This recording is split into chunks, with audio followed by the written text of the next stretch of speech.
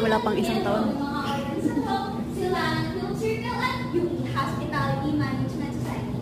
Ito ang nagbigay daan upang makita ko ang mga problema na tinatamasa ng bawat estudyante sa ating pamantasan.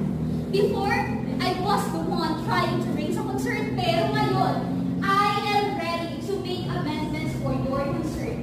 In the future, my main priority is to give a proper hospitality. So allow me to serve you, my fellow warriors first. I can start now. I want to serve now. Kanino? Tugon!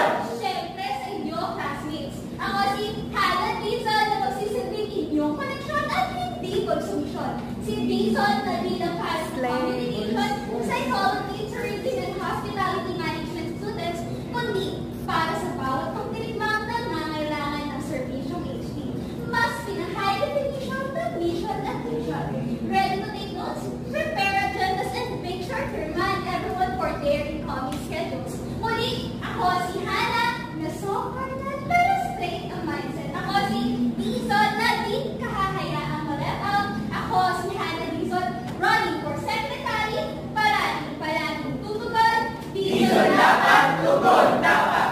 Our next CASSC. She won. She did win the heart of her fellow CAS mates.